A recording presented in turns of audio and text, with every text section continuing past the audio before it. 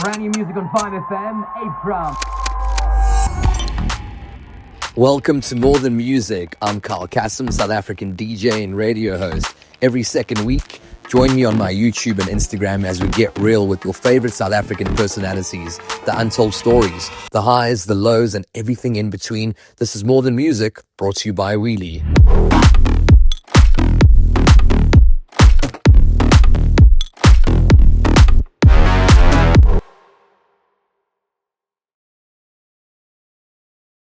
Yes. Welcome back to More Than Music, my brand new podcast. My name is Kyle Cassim. Every second week, we dive deeper into the lives of South African people that are doing amazing things. Not just music, not just fashion, not just art, not just sport, but everything. And today we're out here at Wheelie. They've been so cool to me. They've allowed me to pick any car that I want to drive around the city of Joburg with my special guest as we chat to them about their lives and what they're up to. Today, my very special guest is a man of many talents. Let me tell you, he's involved in everything: dentistry, food, hospitality, business, entrepreneur. He's a motivational speaker, currently living in Dubai. He's back in South Africa for just a few days. I had to get him inside this car. Let's find out who he is. Have you got my keys? Yes, your keys. Thank you. Let's rock and roll.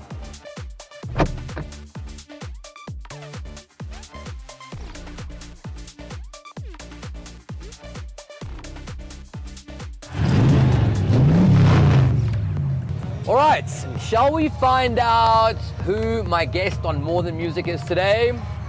Here he is, the legend himself, Elton Lau. Mr. Cassim. Brother! Oh, welcome home from Dubai. Thank you. Yes. When I saw you were in South Africa, I had to make the call. He was not even on the More Than Music guest list. He doesn't live in South Africa. But I said, he's here. Let's make the phone call. I'm sure I can make it happen. And here you are. Thank you for taking the time to chat to us, bro. No, honored to be here. Only recently moved to Dubai. But you're a Dubai now. You're I'm one still of a South African. I'm still a South African. Yes, Elton Lau, live on More Than Music. For those of you that don't know him, why don't you break it down? Who is Elton Lau? So, the best way to explain is I'm an entrepreneur. Ambitious at heart. I'm a person that doesn't believe you can't achieve something positive being negative. So run several businesses, built leadership teams. I ran a very large tech company that done over $1 billion. I got burnt out doing that. I then went into the healthcare space. We're the number one aligner provider, which straightens teeth in South Africa, expanding globally. I run Most Effective, which is a course that helps people move further faster. Trying to take both of those overseas now into Dubai and share knowledge. And lifetime jeweler, I suppose. That's how I know you. Lifetime jeweler, that's how we met. Work hard, play hard, party hard. I mean, everyone that's watching right now, you're probably like, but how does a DJ and this big tech mogul restaurateur, how do they know each other? Well, I'll tell you what, backstage, Elton, he loves tequila, he loves to jewel, and it's been epic watching you and the things you've done for, I'd say, the last 10 years. What's been your favorite achievements in the last 10 years? Wow. I suppose it's my son is 23 now. It's realizing you've raised a good adult. The world is such a chaotic place. Respect, manners, and I don't want to say social norms, but also understanding that your kid has their own personality now, and they're respectful, they value other people's time, attention, hardworking, grit factor. I suppose that becomes the measure. If you're talking from a business point of view, it's being able to help other people go further faster in business, in the businesses I've run, in the businesses that they run. But I suppose to me, it's always two elements, right? You've got your personal life and you've got your income life. And I try and now blur both. So my main philosophy now is create a life you don't need a holiday from. Because for many years of my life, I was in a space where you always needed a holiday, you needed a break from your life. And then it's creating the life that you want, which I then distilled to, you get the luxury as you get older with a little bit of success I stole this from a very young mentor of mine, and he said, do what you love with the people you love as often as possible. and I make my life that simple now. How do I get to do what I love with the people I love as often as possible? I love that. And are we talking just hobbies? Are we talking business? Are we talking recreational? What is it? Everything, Carl. You know, you realize there's business people, there's friends, there's family. But even in family, sometimes you don't have a choice. In friends, you have a choice. In people you do business with, as business goes on, or as your career goes on, you have a choice. I think a lot of people stuck in jobs or trying to do something don't understand that their boss is going to determine how happy they are in life. Yeah, of course. Right? But they don't understand this. They don't understand your boss is a choice. They just take a job. When you start understanding that if you can do what you love with the people that you love as often as possible, and you distill down to what it is that you love, what is it that you enjoy, what are you willing to commit hours to, what are you willing to sacrifice for, then you pick those people that are similar. I love partying, you love partying, we party together. I love working, you love working, building things, strategizing, we do that together. I love training, you love training. What do we do in the morning sometimes? We train together. Yes, of course. So I can build that through choice. Yes, you got to kiss a few frogs until you find people that you enjoy. I was never a frog. No, you weren't a frog. You weren't a frog. I mean, I think I've been partying with you 12, 15 years. And when I say partying, it's I've always come to support you, always come to watch your gigs. Yes, front and center, VIP. Produce your own music. But as I distilled who I am, I then got to choose who I want to spend time with. You and I might end up in business together. We're already training together. Every now and then, from a personal aspect, I know your family, so you become like family. Yes, of course. So what I like, love, yeah? what I like about what you're saying right now is something that I've preached to kids for a long time is you've got to be very careful who you surround yourself with, and picking those people from the gym to the jaw to business is actually going to fundamentally determine who you become. For sure. In business, in the way you look. Help finish my sentence here. Hang around with 5 losers, you become the sixth. Hang around with 5 people that go to the gym, you become the Dak. Hang around with 6 people that are successful, you become the winner, successful. Yeah. But that's what we want to talk about today. And I thought about this before I fetched you. I want to take something. If I'm not taking something from you today, neither are my viewers. And I want to grow from a business perspective with you, because a lot of young adults in South Africa, they're starting families, they're coming out of university. People don't really know which direction to go. They want to be entrepreneurs. Someone said the other day, what are we studying for? There's no jobs when we're done studying. It's very true. It is very true. It's very true. You're working, you're studying all these years at university, you come out, but there's no job for you. People need to start taking their passions, joining with the right circles, and starting their own businesses. As someone that's been in the game, you've been a CEO, you've been an entrepreneur, you're still right now motivating people to go further, faster. What are some of the things we can take away from you for growth as young adults? So are you talking purely in a business aspect or a career aspect? I think business right now, because for someone, let's say Kyle Cassim right now, I have a brand. I want to escalate. I want to start a company. I want to start selling something. What do people need to start focusing on as entrepreneurs in South Africa? Okay, so, and I get it, right? Because I think the modern day world, all of us are going to work for ourselves. A lot of the jobs are going to be outsourced, or you're going to contract in. So, you know, part of the MetaU course I teach is the 5-step blueprint for success. And the first question is, who are you, right? Which you answer. I'm Kyle Cassim. I'm a DJ. I'm Kyle Cassim. I'm a DJ. I love playing music. I love producing music. I love entertaining people. The next thing you ask is, what tangibly do you give, right? So what you can say is, I give an experience, right? What tangibly do you leave people that interact with you with? And I suppose as a DJ, there's 2 parts to become in a DJ. Is you're trying to entertain a crowd, but you're also trying to get bookings to pay you. Yes. Right? What is tangible on both ends? So for people that are going to consume you, they need to be entertained by you. They need to leave with endorphins. They need to have a good time. So that they come back for more. The people that are booking you, what do they want? Higher ticket sales, Yes. higher bar revenue, right? Because we know good music equals more sales. More sales. Right?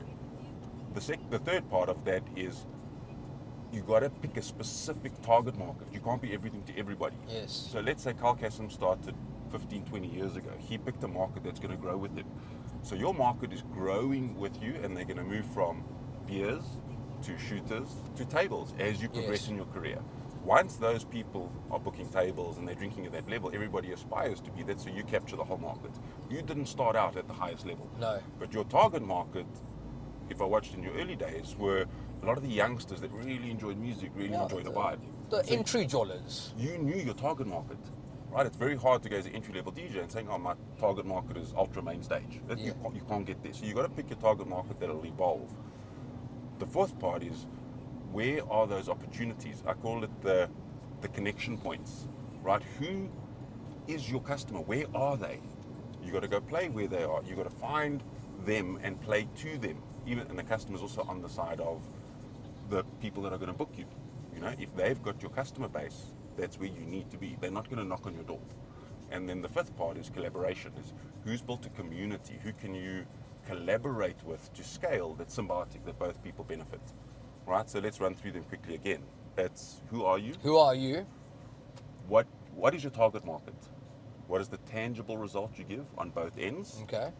Where are they? Where's your ideal customer? Yeah. And who's built a community And you who's can be a built a part community? Tapping into that network. Let's take an example. You're in the bottom of South Africa as Kyle Cassim. You want to grow to a global brand, right? You've gone to where all the opportunity is now. You've gone to the big venues. You've gone to all the local big event producers. Where's that collaboration at the next global level happening?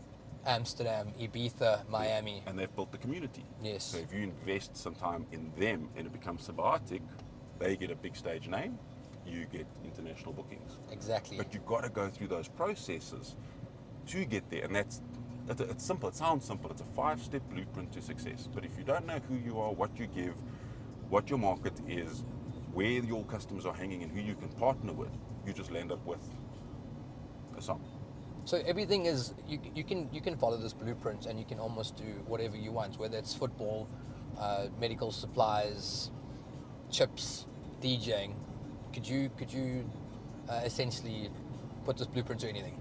I mean, I've helped many people. They do it and they just run the basic, let's call it a play, right? They run the basic play, and before you know it, they're earning anywhere between 50 and 100,000 Rand or $10,000, but they understand who they are.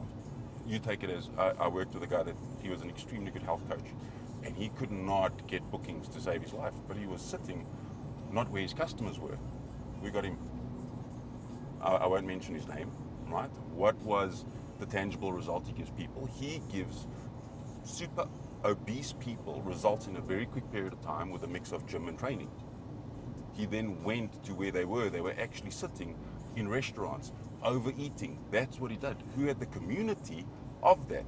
Weight Watchers, some of the high gym spaces. He then partnered with them, and before you know it, the gentleman got bookings, and now he's overcharging. I don't think you book him for under like $300 a session. Wow. In South Africa, it's like 5,000 Rand. But he knows what he gives them. But part of that is the tangible result. Not only do you get training, you get the meal plan, somebody that's going to hold you accountable, and he puts in a lot more effort than your general personal trainer. He checks in with you in the morning. Are you training? Are we going to make it today? Have you eaten?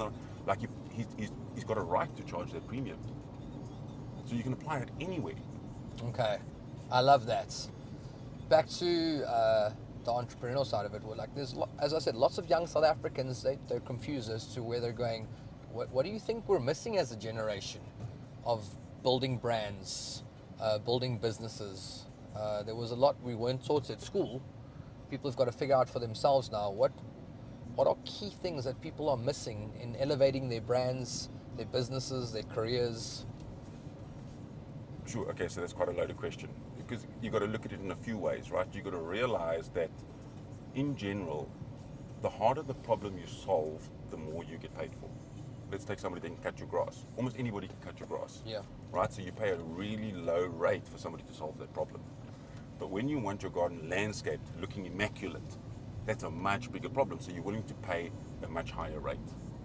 Okay. And the same goes in a career or a business. So you're either going to charge low margin and you need to get to a lot of people, or you're going to be the landscaper that charges a lot because you've niched down. Same in your career. The harder problem somebody solves for you, the more you're willing to pay for that product or service. So, correct me if I'm wrong, but what you're saying is specializing. Or generalizing at an affordable rate and massive scale. Then you become a strong operational. But then now you're talking company and you've got people underneath you. Well, in today's time, you talk about business, I'm 47. When I started my first business, I was 18. You had to physically fill out forms, go to post box, send it back, do CRPC, physically go to a bank. It took you 2-3 months. And then your locality in which you served the business was where your shop was. Yeah. Nowadays, people think it's so much tougher. It's so much easier. You can start a business online, plus a bank account, plus a website, plus a database of friends, a network, in like 2-3 days. Yeah. Back in the day, when you started a business, it was ridiculously heavy. Then you've got a full rent commitment, and then you've got staff that now between AI, automation, systems, email, comms, it's a lot more seamless. I think there's so much more opportunity today for people with the will, ambition, grit, and want to do and accomplish things than there's ever been in history. I love that. This just came to my mind right now because I told you before we got in the car, I do not plan any of this. Even on radio, I never plan a link, I don't plan an interview. And I'm thinking right now, if you're 47, you started your first business at 18, you've got so much knowledge right now, you've got experience, expertise, you've got massive networks. If you had to start a business right now, brand new business that you knew was going to grow, what would it be? Sure, I'd probably do the what then first. You and I spoke about it earlier. Everybody builds something first and then tries to sell it. That's always been the way humans generally work. Take what I know and I build. Okay. And then you sit there and going, I've built this product, service, song, and there's no way to get it out there. Yeah. And I always I do the what then. Let's say I can build anything. I can create a song, I can build a house. What is the what then? It's the ability to distribute. It's the ability to get into the market. It's customer awareness. Is your price point correct? Are you trusted? Almost, if you look at the 5-step blueprint of success, it's going to see what do you deliver, where's the customer that I can sell this to, and who can I jointly go with, right? And then I look at the size of the problem that I can solve. If I had to look today, it would probably be digital. It would have to be some form of digital service. Even in music, it's creating music digitally. You can distribute it on many platforms. You can sell a service online, be it a form, be it a piece of information. But I don't, at the age that I'm at now, right, I want to deal more in the digital business world because it removes geography, right? If I go by geography, but I can sell to anywhere. Music can be listened to anywhere in the world. A really good course can be consumed anywhere in the world. Software can be consumed anywhere in the world. But if I open a physical shop and I'm stuck to a physical location, that's my proximity. So with the way that the world's moved to, there's no more, you're not locked to geography. I'll give you an example. Facebook, one of the most valuable companies in the world. If I strip out the fact that they take content, basically all they are is a content holder and a distribution network. But they're worth trillions or hundreds of billions. Yeah. If I remove the content, you're left with a few data centers, a few people sitting behind a computer. They're not worth any money. Yes. Your net asset value of a second-hand data center building computers is not a lot. But they're taking something digital, massively distributing, connecting people across a globe, and they're worth hundreds of billions. They then serve adverts, they allow you to upload. It's a digital business. But they're an IP business. Your IP gets uploaded, people follow. I'm trying to scale in the world that I am now. I've got the Meta course. We're scaling that globally. I've removed geography. I don't have to stand and lecture for 8 hours at a time anymore. Now when a company looks, or they book me to do a key talk to move their staff or move a few people, but the course is online, and it's no longer people having to come to Johannesburg, a single hall, Elton, talking to only 20, 30, 40 people in a room delivering a course. Okay. I can now deliver it globally. So now we're talking scaling, but on a digital level. That's where I would prefer to be now. Okay. Versus, yes, you can get some really big retail businesses, but the cash flow for those businesses is also huge. You go stock a full Spar, ShopRite, but like the cash flow to produce products nowadays is huge. The demand is huge. And then if it doesn't sell, you generally have a sell-by date. I have a small share of a FMCG business, fast-moving consumer goods. And I got into that actually just to learn. I didn't get into it to actually build it. I wanted to understand retail, how people think food distribution, all these big retailers that sell food, they think they compete against each other and it's a good thing or a bad thing. I realized that food distribution is the security of food for a whole country. Imagine you went to ShopRite, there was no ShopRite, no Checkers, no Woolies, there's no distribution of food. So they're actually so key to the underpinning of food distribution for 60, 70 million people in South Africa. I was like, oh, FMCG is not just about being able to sell you bread and milk. It's food distribution for an entire country. You remove Wow. that, and people are going to riot because they're hungry. So, and I'll throw myself into different opportunities to go and learn more than just to make money. Because what I learn, nobody can take away. Money they can take away. Yes. Most things, you can take away things from people, even your family, to a certain extent. But the knowledge, what you know, you can put me in a different country. With that knowledge, I can create something and be something. So for me, information becomes so powerful, and realizing that the right piece of information can change your life. One piece of information can change your life forever. Those pieces of information are crucial in today's time, because I'm thinking about, I was telling my wife this morning that I'm having you on the show, and she's like, you won't believe I actually saw his Instagram yesterday, and he was posting about the skinny cow theory. Yeah. And I was like, that's insane, because me and her often speak about that theory, and I try use that same theory to the DJs underneath me when I mentor them and give them advice. And it's something I really wanted to touch on today while chatting to you, because it's such an important thing that people don't understand, kicking that skinny cow out of your life, having that information. And I just want you to elaborate a bit on that. So, the skinny cow theory is, the full story goes, there was this family living in a village, and these monks came past, and the family welcomed them in with open arms. And they looked at this family, and the family wasn't doing well. And they said, how do you survive? And the mom said, look, outside there's this cow, and the cow provides us milk, and we make a bit of cheese, and that's how we get through. And the family put up these monks over the night, and the next day the monks left. And when they left, the monk said to his disciple, go push the cow over the hill. And the disciple was like, you can't go push a cow over, that's all they've got. But the monk, being the wiser, the disciple went back and pushed this cow over the hill. And they carried on with their journey. This disciple was traumatized. Right, he went back 2 years later to the same place where he pushed this cow over the hill, and this family was massively prosperous. And as she walked out, as the disciple walked up to the lady and said, what the hell happened? He said, well, it's the strangest thing. The night you left, our car disappeared. And from then, we've actually had to go out and make things happen instead of just being dependent on this cow. And they prospered so much by letting go of what they thought they had, the fear of going out and doing something, by holding on to just the little bit that you have. And that's the skinny cow theory. Is a lot of people hold on to things, family, friends, relationships, jobs, careers, that they think is the right thing, versus actually going out there and... Well, my key word in there is the word comfortability. Yeah. When you're comfortable, you're not going to want to achieve more. You're only in an apartment that costs you 10,000 Rand a month, you make 12,000 Rand a month. You're not going to look for something else. But take away that comfortability, you're going to go search to earn more. It's like, back in the day, I was living with my parents, and why I'm saying the 10,000 Rand apartments, I told my parents I'm moving out. They're like, no, Indian family, don't move out, we'll look after you till you get married, eat boy, eat. Yeah.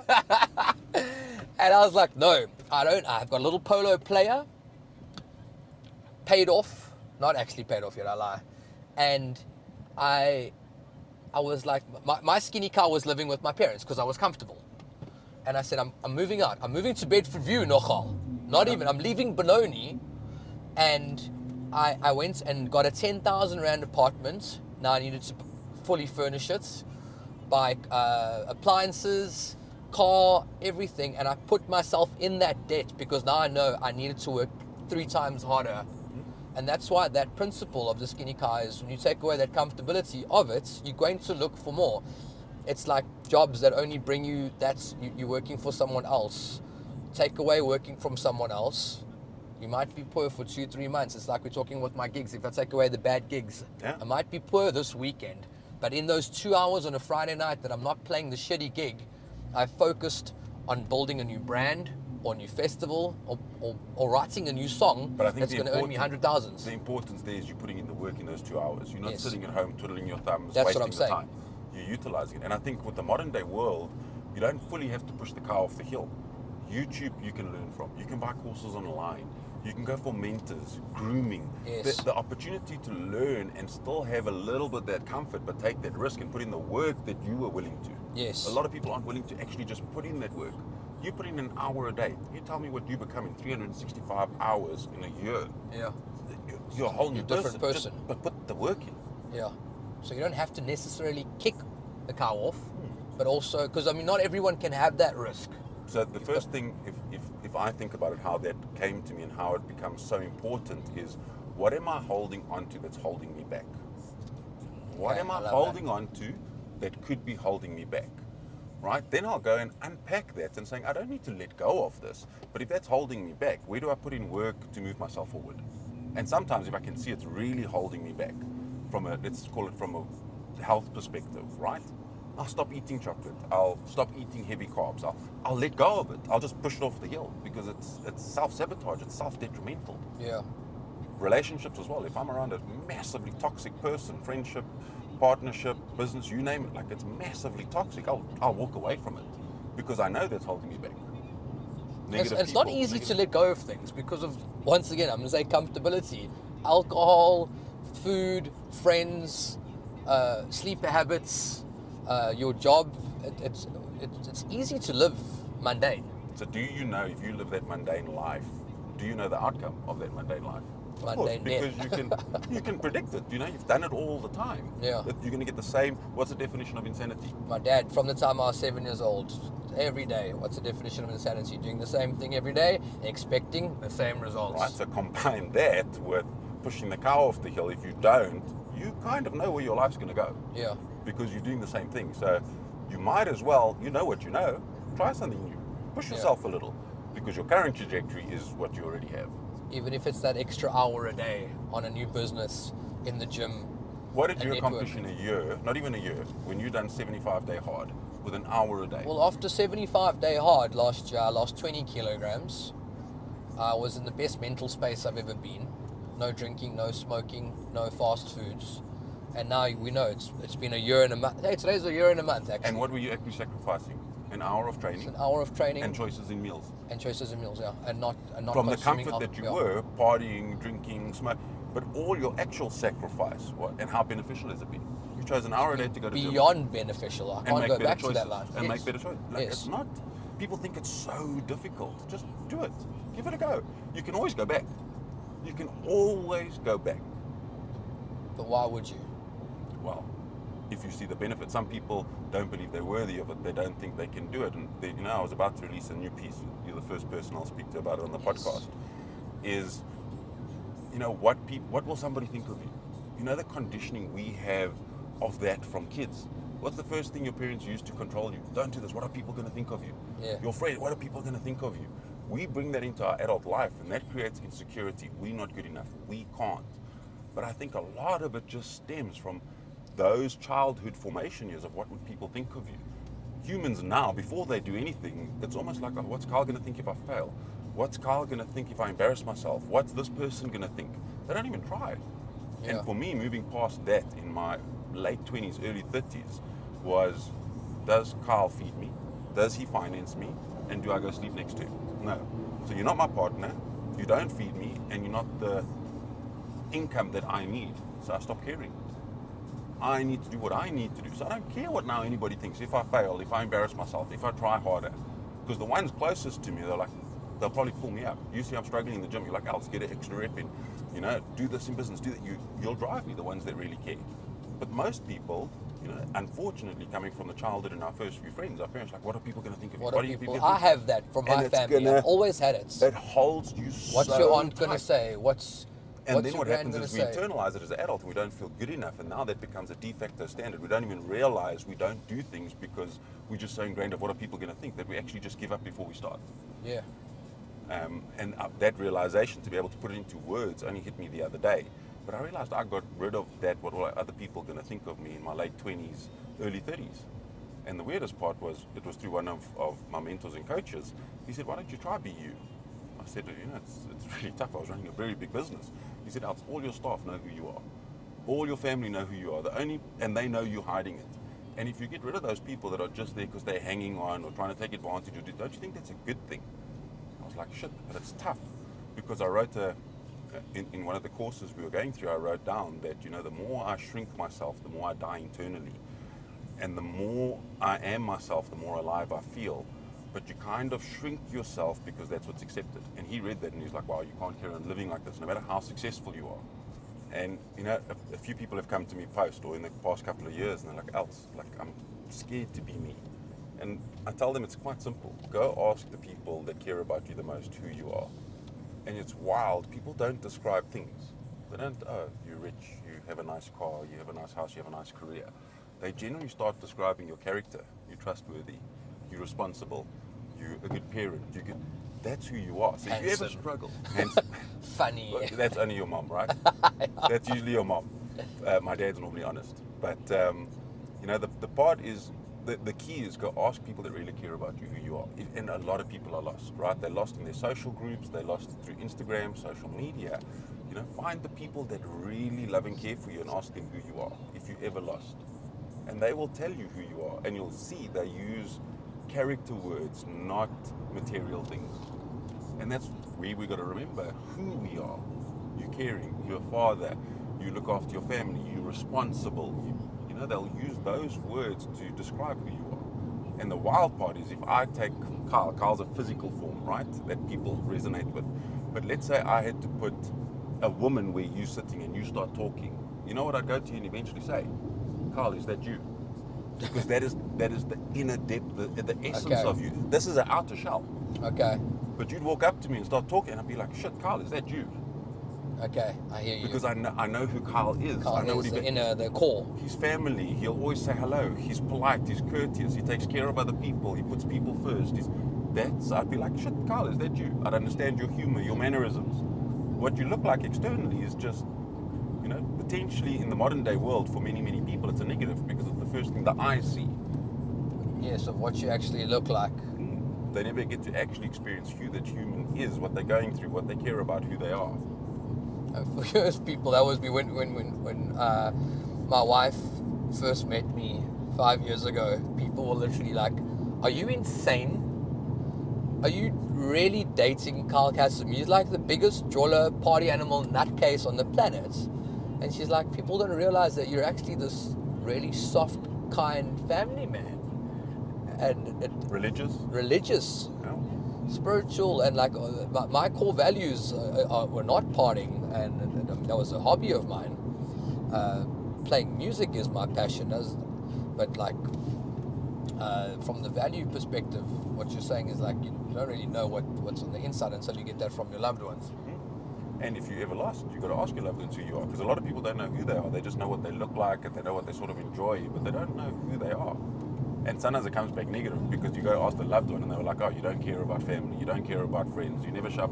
Like, and that you got to take because that perception is reality. And then you can start working on that. So even if your feedback is negative, you know what to fix towards because they love you the most. I love that. So as we approach our final destination, so I can buy you some lunch. Yes.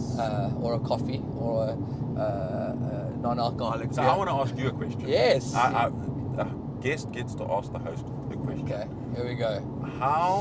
What was the biggest sacrifice you think you've made to get to the level of success? And I know you are massively more ambitious. You want to hit a really big global stage. What's the biggest sacrifice you've had to make to get to where you are today? People always think it's easy. So I'm going to ask the question of what's been your biggest sacrifice? This is a great question because I know the answer and I'm fixing that now. I'll never sacrifice it again. Is time with loved ones. I sacrificed friends from the age of 13 when I started DJing. Friends' 13th birthdays, matric farewells, after parties, some of my best friends' weddings, best friends' birthday parties, family events, family holidays. I've had to sacrifice for 20 years not being at those because I was grinding. I would never be able to do that again right now. I did it in my teens and my 20s, and I think to achieve any level of success in any career, not just music, you have to sacrifice something. Of course. And I did. I sacrificed friendships. Some people don't talk to me anymore. Some of my closest school friends don't talk to me anymore because I didn't come to their wedding, or I didn't come to their birthday party, or I don't keep in communication with them.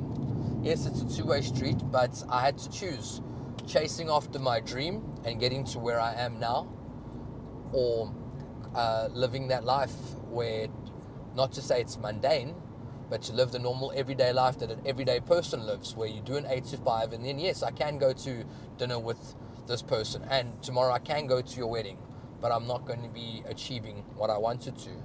I'm at the stage now where I've achieved, I would say, 100% of what I wanted to achieve in my life. I've always wanted to be a 5FM personality. I've always wanted to have a family.